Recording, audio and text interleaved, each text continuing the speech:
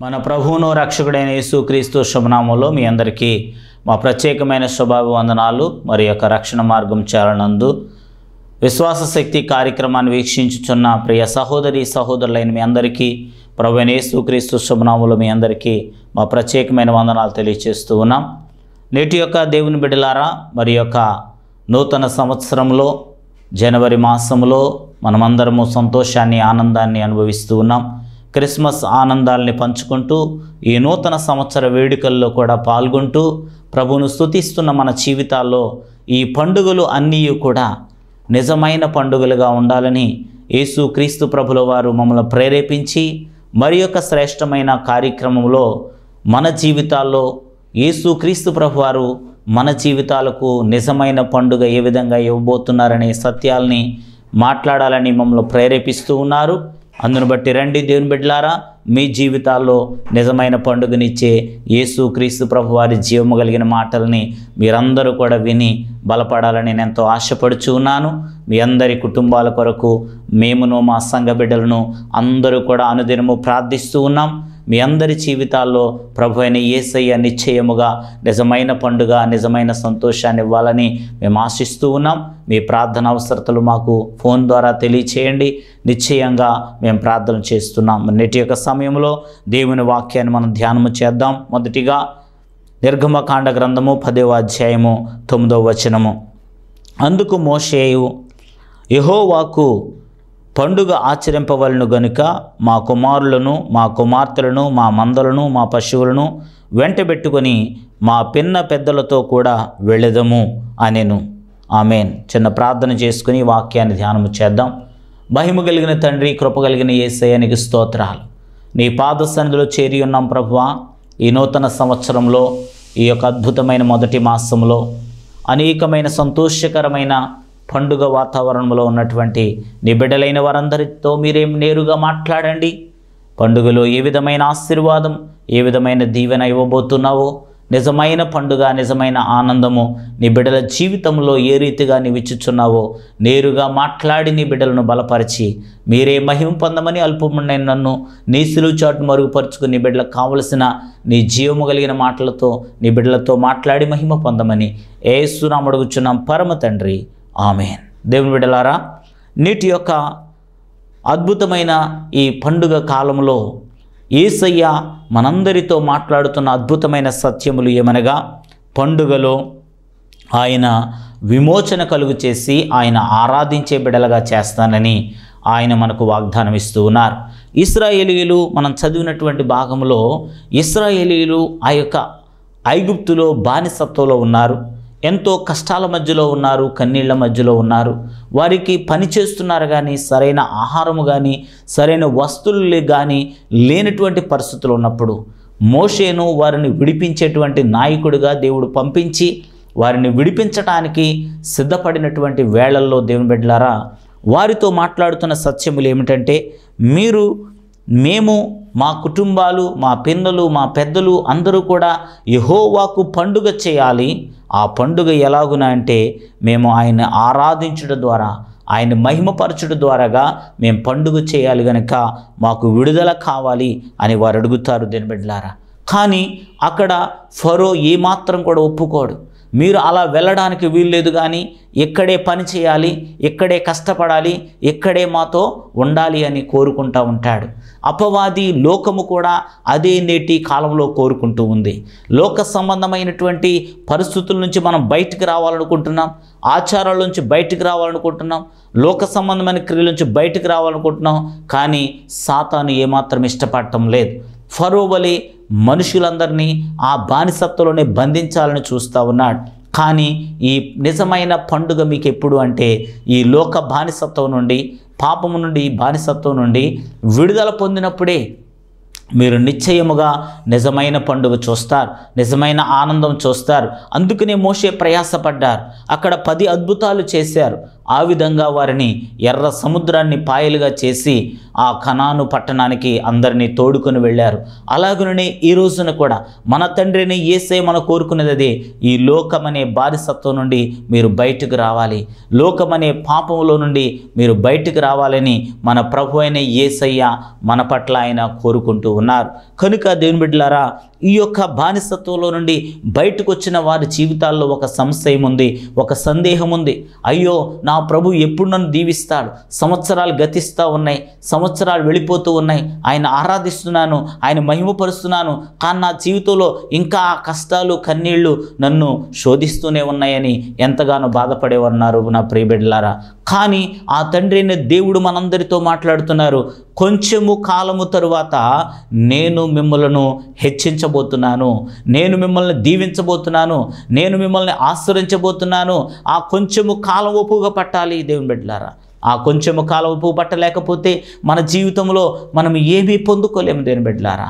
ఒక పేదవాడైనటువంటి ఒక వ్యవసాయదారుడు తన యొక్క జీవితంలో వ్యవసాయం చేస్తున్నాడు, కానీ సరైన ఆదాయం లేక ఎంతో బాధపడుతున్నాడు.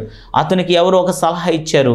తనకున్నటువంటి ఆ యొక్క 2 ఎకరాల పొలం ఉంది. ఆ పొలాన్ని అతను పండిస్తూ ఉన్నాడు. కానీ వారి సలహా ఇచ్చారు ఏంటంటే, ఈ వ్యవసాయం వల్ల నువ్వు దీవించబడలేవు, కానీ ఈ పొలము అమ్మి మన ఊరు చివర ఉన్నటువంటి పెద్ద కొండను నువ్వు కొన్నట్లయితే, ఆ కొండను నువ్వు తవ్వినట్లయితే, ఆ కొండల మధ్యలో ఒక గని ఉందని చెప్తున్నారు, అప్పుడు నువ్వు కోటీశ్వరుడు అవుతావని చెప్పారు. ఆ మాటలు నమ్మి అతనికి ఉన్నటువంటి ఆ 2 ఎకరాల పొలాన్ని కూడా అమ్మివేసి అతను అక్కడి నుంచి తన యొక్క గణపము పార అన్నీ తీసుకుని వెళ్ళి ఆ కొండను తవ్వడం ప్రారంభించాడు. ఆ విధంగా 10 రోజులు తవ్వాడు, 20 రోజులు తవ్వాడు, మరి ఆ విధంగా నెల రోజులు తవ్వాడు, 5 నెలలు తవ్వాడు, 10 నెలలు తవ్వాడు. కానీ ఆ కొండలో నుంచి ఏ నిధి బయటికి రావట్లేదు. ఇక చిట్ట చివరికి తన కుటుంబాన్ని కూడా పోషించుకోలేని స్థితిలోకి వెళ్ళిపోయాడు. తన భార్య పిల్లని ఆహారం పెట్టలేని పరిస్థితులకు వెళ్ళిపోయాడు. ఆ సమయంలో అతను ఒక నిర్ణయాన్ని తీసుకున్నాడు. ఇక నేను చాలా మోసపోయాను, ఇక కొండ లేదు, నిధి లేదు, మరి అలాగే నా వ్యవసాయం లేదు, అన్నీ కోల్పోయి నేను మోసపోయాను, కాబట్టి ఇప్పుడు ఒక తీర్మానం తీసుకున్నాను చెప్పి తన భార్యతో చెప్పారు.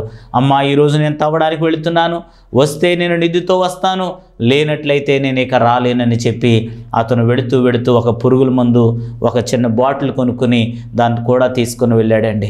ఆ విధంగా వెళ్ళి ఉదయం అంతా కూడా తవ్వుతున్నాడు, మధ్యాహ్నం వరకు తవ్వాడు, సాయంకాలం వరకు తవ్వాడు, కానీ ఏ నిధి కూడా రాలేదు. ఇక ఒక తీర్మానాన్ని తీసుకున్నాడు.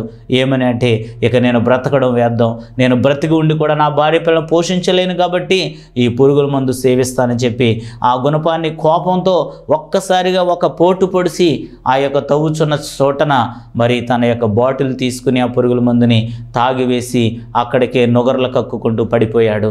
ఆ సమయంలో దారిని వెళుతున్న వారందరూ కూడా వచ్చారు. అయ్యో, ఈ వ్యక్తి రోజు కొండను తవ్వేవాడు కదా, ఏమైంది అని చెప్పి వచ్చారండి.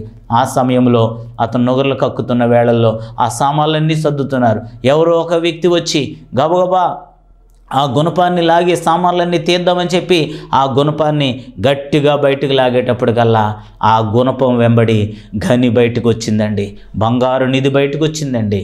దేవుని బిడ్డలారా, అంతకాలం కష్టపడ్డాడు, కానీ ఒక్క నిమిషం ఆగలేకపోయాడు. అతను ఒక్క నిమిషము ఆగి ఆలోచన చేసినట్లయితే అతను నిధిని పొంది ఉండేవాడు. కానీ అతను తీసుకున్న ఒక తప్పుడు నిర్ణయం వల్ల తన నిధిని పొందలేకపోయాడు, తన జీవితాన్ని కోల్పోయాడు. ఈ రోజున ప్రభు బిడ్డలైన మీ అందరి జీవితాల్లో నేను తెలియచేస్తున్నాను దేవుని బిడ్డలారా, ఇంతవరకు ఒప్పుగు పట్టావు, ఇంతవరకు కష్టపడ్డావు, ఇంతవరకు ప్రయాసపడ్డావు, ఇంకొంచెము కాలం ఒప్పుగు పట్టు, ఇంకొంచెము కాలము ప్రార్థన చేయి, ఇంకొంచెము కాలం ఉపవాసం ఉండు, ఇంకొంచెము కాలం భక్తి చేయి. కొంచెము కాలంలో దేవుడు నీకు ఒక అద్భుతం చేయబోతున్నాడు. ఆ అద్భుతాన్ని నువ్వు చూడబోతూ ఉన్నావు. కనుక నీ జీవితంలో ఏ తప్పుడు నిర్ణయాన్ని తీసుకోవద్దని దైవజనుడిగా తెలియచేస్తూ ఉన్నాను. ఆయన నీ జీవితంలో నీకు విమోచన ఇచ్చి, విడుదలని ఇచ్చి, నీ జీవితంలో నిజమైన పండుగ ఇవ్వాలని ప్రభువు కోరుకుంటూ ఉన్నాడు. దేవుని బిడ్డలారా, ఇంకా వాక్యాన్ని ధ్యానం చేద్దాం. మరి అది నిర్గమకాండ గ్రంథములో 12వ అధ్యాయములో 17వ వచనం చూసినట్లయితే, పులియని రొట్టెల పండుగను మీరు ఆచరింపవలను.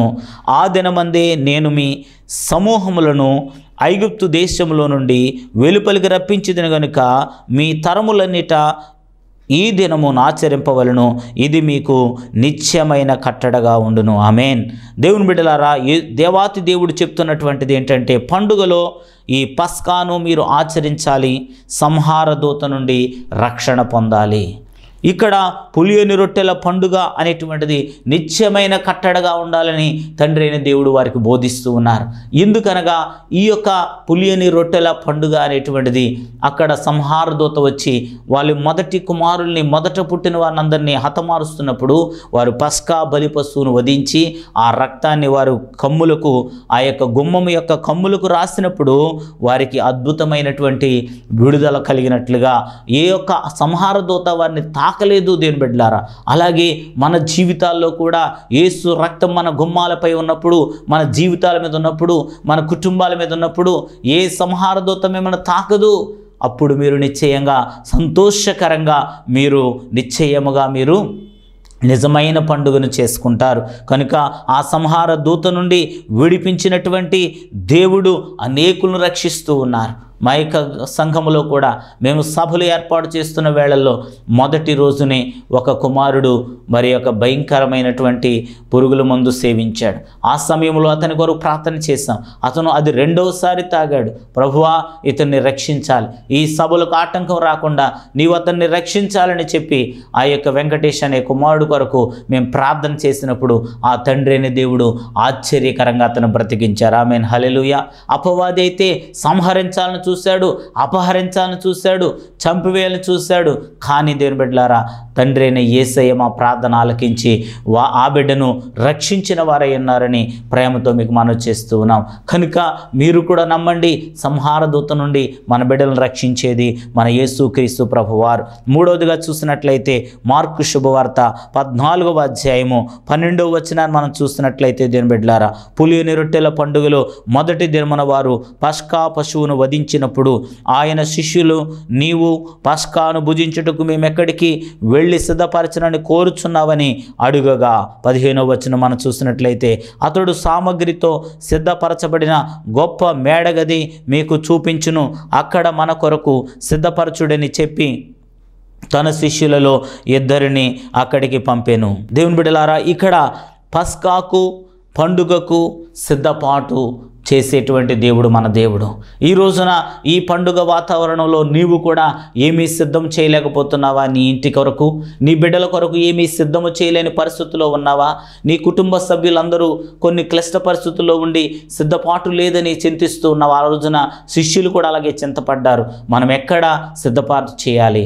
కానీ యేసుక్రీస్తు ప్రభువు చెప్పారు, ఇదిగో మీరు ఈ మార్గంలో వెళ్ళండి, మీకు ఒక నీళ్ల కుండ మోసుకొని వెళ్ళే వ్యక్తి మీకు కనబడతారు, అతని వెంబడి వెళ్ళి ఇదిగో మీ యొక్క బోధకుడు మరి యొక్క గదిని కావాలని కోరుతున్నారు అని మీరు అడిగినట్లయితే ఎక్కడ సిద్ధపరచమంటారు అని అడిగినట్లయితే అతను మరి సామగ్రితో నింపబడినటువంటి ఒక అద్భుతమైనటువంటి మరి యొక్క గదిని మీకు చూపిస్తారు. సిద్ధపరచబడినటువంటి ఒక గది. ఈ రోజున ఈ పండుగలో, ఈ సంతోషంలో దేవుని బిడ్డలారా, మీ కొరకు ఏమీ సిద్ధపాటు లేదనుకుంటున్నారా? యేసేను అడిగితే ఆయన నీళ్లకుండానగా పరిశుద్ధాత్ముడు నీవు అడిగినట్లయితే ఆ పరిశుద్ధాత్ముడు నీకు నిండుగా అమర్చినటువంటి, నిండుగా నింపబడిన, ఆశీర్వాదాలతో నింపబడిన మంచి గదిని మీకు ఇవ్వబోతూ ఉన్నాడు. బహుమానంగా ప్రభువు ఇవ్వబోతున్నాడు. అమర్చినటువంటి ఇల్లును ప్రభువు నీకు ఇవ్వబోతున్నాడు. నీవు నమ్మాలి, విశ్వసించాలి. అయ్యా, నాకు సొంత ఇల్లే లేదండి, సొంత గది లేదండి, సొంత అద్దె ఇంట్లోనే మా జీవితం గడుపుతున్నామని నువ్వు చింతపడుతున్నావేమో. కానీ నీ దేవుడు నీకు ఒక మంచి ఇల్లు ఇవ్వగలిగిన దేవుడు, అద్భుతం చేయగలిగిన దేవుడు. ఒక పెద్ద కాంట్రాక్టుదారు దగ్గర ఒక చిన్న తాపీ మేస్త్రి పనిచేస్తున్నాడు, ఎంతో నమ్మకంగా పనిచేస్తున్నాడు. ఆ తాపీ మేస్త్రితో ఆ యొక్క యజమానుడు చెప్పారు, అయ్యా, ఒక అద్భుతమైన బిల్డింగ్ నువ్వు కట్టాలి, ఒక అద్భుతమైన భవనం, ఇప్పటి వరకు కట్టిన వాటిల్లో మరి వాటికంటే కూడా గొప్పది కట్టాలని చెప్పారటండి. అన్ని న్యూ టెక్నాలజీతో కట్టాలని చెప్పినప్పుడు ఆ తాపీ మేస్త్రి ఎంతో నమ్మకంగా, ఎంతో అద్భుతంగా, మరెంతో గొప్ప టెక్నాలజీ పెట్టి ఎక్కడెక్కడి సామాగ్రి తెచ్చి నమ్మకంగా అద్భుతమైన ఇల్లు కట్టారు. ఎందుకని కట్టాడంటే ఆయన ఏమనుకున్నాడంటే అండి, తన యజమానుడి కొరకే కట్టిస్తున్నాడేమో ఇల్లని మరి జాగ్రత్తగా కట్టాడట. చాలా జాగ్రత్తగా కట్టి అన్నీ కూడా తలుపులు, కిటికీలు, గుమ్మాలు అన్నీ పెట్టించేసి దానికి రంగులు వేయించి చక్కగా దానికి తాళం వేసి ఆ తాళం పెట్టుకుని ఆ ఓనర్ గారి దగ్గరికి వెళ్ళాడట. అయ్యగారు, మీరు ఒక ఇల్లు కట్టమని చెప్పారు, ఇదిగో చూసుకోండి, మీరు వెళ్ళి మంచిగా ఉందా ఇల్లు, మంచిగా సిద్ధం చేశాను, ఇదిగో ఆ తాళం చెవి మీకు ఇవ్వాలని నేను వచ్చానని చెప్పారు. ఆ తాళం చెవి తీసుకున్నటువంటి ఆ యొక్క ఓనర్ గారు తీసుకునగానే ఆ యొక్క తాపి మేస్త్రి సంతోషంగా వెనక్కి తిరిగి వెళ్ళిపోతూ ఉన్నాడు. వెళ్ళిపోతూ ఉన్నప్పుడు అతను గుమ్మం దగ్గరికి వెళ్ళినప్పటికీ, అయ్యా వెనక్కి రండి ఒకసారి అని మళ్ళా పిలిచారు ఆ యొక్క యజమానుడు. ఆ యొక్క కాంట్రాక్ట్దారుడు చెప్తూ ఉన్నాడు, అయ్యా ఈ ఇల్లు నేను కట్టించింది ఎవరి కోసమో కాదు, ఇది నీ కోసమే నేను కట్టించాను. ఈ ఇంటిలో నీవే నివసించు, ఎందుకంటే నీకోసం నేను వివరణ తెలుసుకున్నాను. ఇన్ని సంవత్సరాలు నువ్వు పనిచేస్తున్నావు, కానీ ఒక్క చిన్న సాల్తీ కూడా దొంగిలించకుండా చాలా నమ్మకంగా నువ్వు పనిచేసావు. కానీ నీ ఇంటికి వచ్చి చూస్తే నీవు ఉండడానికి సరైన ఇల్లు లేదు, నీ పిల్లల్ని పెంచుకోవడానికి సరైన వస్తువులు లేవు, అలాగే ఆ అద్దింటి వాడు కూడా నిన్ను బయటికి గెంటి వేయడానికి చూస్తున్నాడని నాకు తెలిసింది. నువ్వెంత నమ్మకంగా ఉన్నావు, కానీ ఇన్ని కష్టాలు పడుతున్నావు, కాబట్టి ఈ ఇల్లు నీ కోసమే నేను కట్టించాను, కాబట్టి ఈ ఇంటిలో నీవు నీ కుటుంబ సభ్యులు నివసించండి అని చెప్పి ఆ యొక్క తాళపు చెవిని అతనికే ఇచ్చారు. ఆమేన్, హల్లెలూయా. మన యేసయ్య కూడా నమ్మకస్తులైన వారిని దీవించే దేవుడండి, అద్భుత రీతిగా ఆయన ఆశీర్వదించే దేవుడండి. నీ కొరకు, నీ బిడ్డల కొరకు ఒక అద్భుతమైన గృహాన్ని ఇవ్వబోతున్నాడు. ఈ 2024 నూతన సంవత్సరంలో నీవు నమ్మినట్లయితే ఆమేన్ అని చెప్పి యేసు క్రీస్తు సన్నిధిలో నీవు విశ్వసించు. ఆ ప్రభు అయిన యేసయ్య ఈ 2024లో నీకు అద్భుతమైన గృహము దయచేయును గాక అని మేము పలుకుచూ ఉన్నాం. ఆ తండ్రి అయిన దేవుడు నీకు గృహమును ఇవ్వబోతున్నాడు. అలాగనే 4వదిగా మనం చూస్తున్నట్లయితే 1 కొరింథీయులకు రాసిన పత్రిక 5వ అధ్యాయము 7-8 వచనాలు మనం చూస్తున్నట్లయితే, మీరు పులిపిండి లేని వారును గనుక క్రొత్త ముద్ద అవుటకై ఆ పాతదైన పులిపిండిని పారవేయుడి. అంతేకాక క్రీస్తు అను మన పస్కా పశువు వధించబడెను గనుక పాతదైన పులిపిండి నైనను దుర్మార్గతయు దుష్టత్వమును పులిపిండితోనైనను కాకుండా నిష్కాపట్యమును సత్యమును నను పులియని రొట్టెలతో పండుగను ఆచరించెదము. ఈ యొక్క పండుగలో తండ్రి అయిన దేవుడు మనల్ని పులిపిండిని తీసివేయాలి అని మనకు బోధిస్తూ ఉన్నారు. కనుక పులిపిండి అనగా ఏమిటి అంటే దుర్మార్గత, దుష్టత్వము, పాపము, లోక సంబంధమైనటువంటి క్రియలను మనము ఆ పులిపిండిని మనలోని తీసివేయాలి. పులిపిండి అనేది మన సాంప్రదాయంలో లేదు, కానీ ఆ యొక్క దేశాలు, ఇజ్రాయేల్ వంటి దేశాల్లో అక్కడ వారు రాత్రికాల సమయంలో పిండి ముద్ద తయారు చేసి ఆ ముద్దలో చిన్నది మనము పెరుగులో పాలులో కాసిన తర్వాత పెరుగు తోడెట్టినట్లుగా వారు ఏం చేస్తారంటే చిన్న పులిపిండి ముద్దను దానికి కలుపుతారు. అలా కలిపినప్పుడు ఆ ముద్దంతా కూడా పులిసిపోతుంది. అప్పుడు తినడానికి వారికి ఒక రకమైన పులిసినటువంటి టేస్ట్ వస్తుంది. కానీ యేసయ్య కోరుకునేది ఏంటంటే ఆ పులిపిండి వద్దు, ఆ పాత ఆచారాలు వద్దు, పాత విధానాలు వద్దు, పులియని రొట్టెలతో మీరు పండగ చేయండి, పాపము లేని జీవితంతో పండగ చేయండి, సంతోషకరంగా మీరు పండగ చేయండి. పండగ అంటే లోక సంబంధంగా ఎంజాయ్ చేయటం కాదు. దీని బిడ్డలారా, సంతోషంగా నీ భార్య పిల్లలతో కలిసి భోజనం చేయండి, సంతోషించండి, ఆనందించండి. కానీ ఫ్రెండ్స్తో కలిసి లోక సంబంధమైన క్రియల్లో కలిసి రకరకాలైనటువంటి ప్రోగ్రాంలోకి వెళ్ళి మీ యొక్క సమయాన్ని వ్యర్థం చేసుకోకండి, మీ ధనాన్ని వ్యర్థం చేసుకోకండి. దేవుని సన్నిధిలో మీరు వాక్యం చదువుకోండి, ప్రార్థన చేసుకోండి, వాక్యాన్ని ధ్యానించండి. కుటుంబం అంతటితో కలిసి, బంధువులతో కలిసి సరదాగా మాట్లాడుకుంటూ సమయాన్ని వెచ్చించండి. నిశ్చయముగా దేవుడు మీ పండుగను పరిశుద్ధంగా ఉండాలని ప్రభువు కోరుకుంటున్నారు. పులియని పండుగగా మనం ఉండాలి. కనుక ఈ యొక్క పాపము అనేది మన జీవితాలు ఎలా వస్తుందంటే, ఈ పులిసిన పిండి అనేది కొంచెమైనా ఉంటే చాలు మన జీవితాన్ని అంతా పాడు చేస్తుందండి. కాబట్టి మన జీవితాల్లో ఈ యొక్క పులిపిండి అనేది ఉండకూడదు. ఆ పాపాన్ని నేనేం ముట్టుకోనండి, జస్ట్ అలా దూరంగా ఉండి చూసొచ్చేస్తానండి, జస్ట్ అలా బయటకు వెళ్ళి రోడ్డు మీద ఉండి చూసొచ్చేస్తానండి కాదు. దేని బిడ్డ, ఆ పాపం వైపుకు నువ్వు ఎప్పుడైతే ఒక అడుగు వేసావో వెంటనే అది నిన్ను పట్టుకుంటుంది. దేవుని బిడ్డలారా, ఒక గోదావరి ప్రవాహం వెళ్ళిపోతున్నప్పుడు ఆ ప్రవాహంలో కర్రలు దొంగలు అన్నీ కొట్టుకొస్తున్నాయట, కుర్రలందరూ లాక్కుంటున్నారట. ఈ సమయంలో ఒక వ్యక్తికి ఏదో ఒక నల్లని మూట కనిపించిందంట. అయ్యో, ఏదో డబ్బు మూట కొట్టుకుపోతుంది, దాన్ని లాక్కొచ్చేయాలని చెప్పి అతను పరుగుని దూకేసాడు. ఎవడు చెప్పకుండా వెళ్ళిపోయి అతను ఆ మూటను పట్టుకుని లాగుతున్నాడట. అది రావట్లేదు. ఏంటి లాగుతున్నారు, రావట్లేదు. కుర్రోళ్ళందరూ అని, ఒరే ఆ మూట వదిలేసి వచ్చేరా బాబు, ఎందుకు అని చెప్పేసి అంటే అతను అంటున్నాడట, ఒరే ఆ మూటను నేను ఎప్పుడో వదిలేసానురా, కానీ ఆ మూటే నన్ను పట్టుకుందరా అన్నాడట. అంటే దీని బిడ్డలారా, అది మూట కాదు కానీ ఒక ఎలుగుబంటి. అది ముడుచుకొని వెళ్ళిపోతుందట. వీడు ఎప్పుడైతే వెళ్ళాడో బాగా తోడు దొరికాడని చెప్పి వీడిని పట్టుకుందంట. ఇద్దరు కలిసి వెళ్ళి సుడిగుండంలో పడిపోయారు. దీని బిడ్డలారా, ఇదిగో ఆ యొక్క పాపాన్ని అతను పట్టుకొని వచ్చేద్దాం అనుకున్నాడు. కానీ దాన్ని ముట్టుకున్న తర్వాత అది ఏం చేసిందండి, ఇతను వదిలేయాలనుకున్నాడు కానీ అది వదలట్లేదు. ఆ పాపం మన వదలదు. నువ్వు టచ్ చేసి వచ్చేద్దాం అనుకుంటావు, కానీ ఆ పాపం నిన్ను విడిచిపెట్టదు. నిన్ను నాశనం చేసేంత వరకు, నిన్ను మరి నీ జీవితాన్ని పాడు చేసేంత వరకు ఆ పాపం నిన్ను విడిచిపెట్టదు. కాబట్టి ఆ పాపాన్ని నువ్వు టచ్ చేయడానికి వీల్లేదు, పాపం పరిసరాలకు వెళ్ళడానికి వీల్లేదు, పాపం వైపు చూడడానికి కూడా వీల్లేదు. కనుక ఆ తండ్రి అయిన దేవుడు చెప్పారు, నీవు వ్యభిచరించడం పాపం కాదు కానీ, పాపమని చెప్పట్లేదు కానీ, నువ్వు కంటి చూపుతో మోహపు చూపు చూస్తేనే పాపమని ఆ యేసు క్రీస్తు ప్రభువారు శ్రేష్టమైన భక్తిని మనకు బోధించారు. కనుక దేవుని బిడ్డలారా, మీరు నమ్మండి, విశ్వాసం ఉంచండి. మనం పాపం జోలికి పోకుండా పరిశుద్ధమైన పండుగ చేయాలని నేను కోరుకుంటూ ఉన్నాను. అదే నిజమైన పండుగ. 5వదిగా మరి కీర్తనాకారుడు 42వ అధ్యాయము 4వ వచనాన్ని మనం చూసినట్లయితే దేవుని బిడ్డలారా, మరి యొక్క మాట, జన సమూహముతో పండుగ చేయుచున్న సమూహముతోను నేను వెళ్ళిన సంగతి సంతోషము కలిగి స్తోత్రములు చెల్లించుచు నేను దేవుని మందిరమునకు వారిని నడిపించిన సంగతిని జ్ఞాపకము చేసుకొనగా నా ప్రాణము నాలో కరిగిపోవచ్చున్నది. ఈ మాటలను బట్టి మనం చూసినట్లయితే దేవుని బిడ్డలారా, మరి యొక్క పండుగలో మధురమైన జ్ఞాపకాలు మనకు ఉండాలి, సంతోషకరమైన జ్ఞాపకాలు మనకు ఉండాలి. దావీదు భక్తుడు అంటున్నాడు, అయ్యో ఒకానొక రోజున నేను సమాజముగా కూడి దేవుని మందిరానికి వెళ్ళి దేవుని ఆరాధించానే, సంతోషించానే, మహిమపరిచానే, కానీ ఇప్పుడు అవన్నీ జ్ఞాపకం వస్తుంటే నాకెంతో మరి బాధ కలుగుతుంది. ఇప్పుడు నేను అది చేయలేకపోతున్నానని చెప్పి మరి వాటన్నిటినీ కూడా జ్ఞాపకం చేసుకుంటున్నాడు. నీ జీవితంలో ఉందా అలాంటి మంచి జ్ఞాపకం? ఈ పండుగలో యేసయ్య సన్నిధికి వెళ్ళే సమయం, యేసయ్యను ఆరాధించే సమయం, ఈ పండుగను వంక పెట్టుకొని చాలామంది చుట్టాలు వచ్చారని, వాళ్ళు వచ్చారని, వీళ్ళు వచ్చారని కూడా దేవుని మందిరాన్ని వదిలేసే వాళ్ళు చాలామంది ఉన్నారు. వద్దు దేవుని బిడ్డలారా, నీ బంధువులతో కలిసి నువ్వు దేవుని మందిరానికి వెళ్ళు, అందరూ కలిసి ప్రభువును ఆరాధించండి. ఈ యొక్క మరి యొక్క దావీదు భక్తుని వలె నీవు కూడా మధురమైన జ్ఞాపకాలు పొందుతావు ఈ పండుగ వేళల్లో, ఈ పండుగ సంతోషంలో. అది నిజమైన పండుగ ఉంటుంది. కనుక అనేక మందిని నువ్వు యేసయ్య దగ్గరికి నడిపించే బిడ్డగా ఉండాలని ప్రభువు కోరుకుంటూ ఉన్నాడు.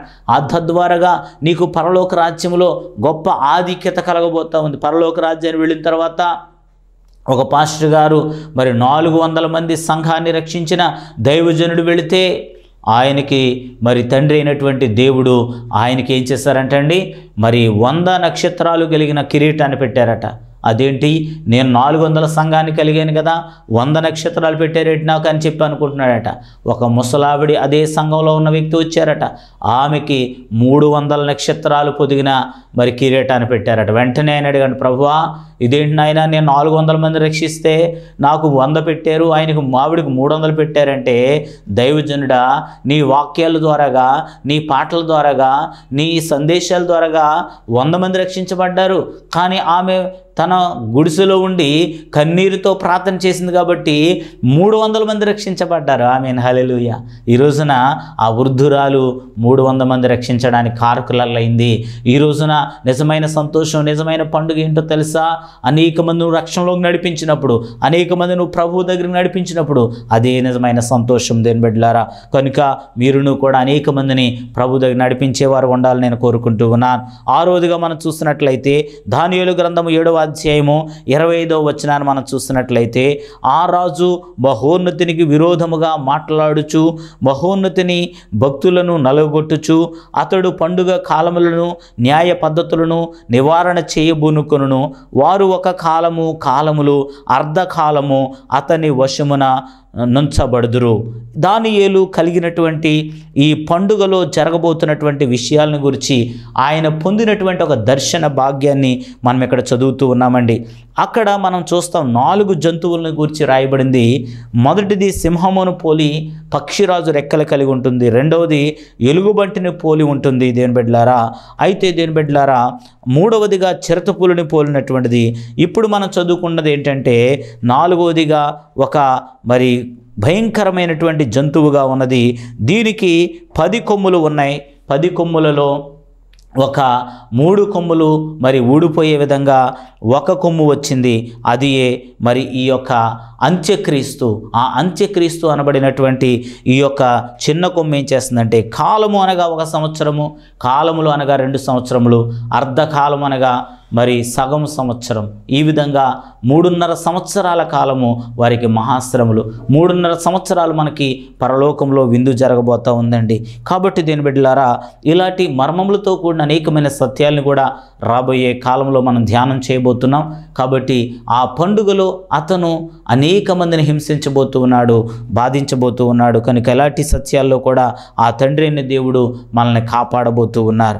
7వదిగా అపోస్తుల కార్యముల గ్రంథము 2వ అధ్యాయము 1-4 వచనాలు. పెంతెకొస్తను పండుగ దినము వచ్చినప్పుడు అందరూ ఒకచోట కూడి ఉండిరి. అప్పుడు వేగముగా వీచు బలమైన గాలి వంటి ఒక ధ్వని ఆకాశం నుండి అకస్మాత్తుగా వారు కూడి ఉన్న ఇల్లంతటిని నిండెను. మరియు అగ్ని జ్వాలల వంటి నాలుకలు విభాగింపబడినట్టుగా వారికి కనబడి వారిలో ఒక్కొక్కరి మీద వాలగా అందరూ పరిశుద్ధాత్మతో నిండిన వారే. ఆ ఆత్మ వారికి అనుగ్రహించిన వాక్శక్తి అనుగ్రహించిన కొలది అన్య భాషలతో మాట్లాడసాగిరి. ఆమేన్. మరి ఈ పండుగలో అభిషేకం మనం పొందాలి. ఆ అభిషేకము మనల్ని కాపాడుతుంది. ఆ అభిషేకము ఈ యొక్క ఆనందాన్ని ఇస్తుంది, సంతోషం ఇస్తుంది. కనుక ఈ యొక్క పండుగలో విమోచన ఆరాధన మీరు పొందాలి. పండుగలో పస్కా ద్వారాగా మరి సంహార దూతను రక్షణ పొందాలి. పండుగలో సిద్ధపాటు చేయబడిన మంచి ఇల్లు పొందాలి. మరి యొక్క పండుగలో పులిసిన పిండిని తీసివేయాలి.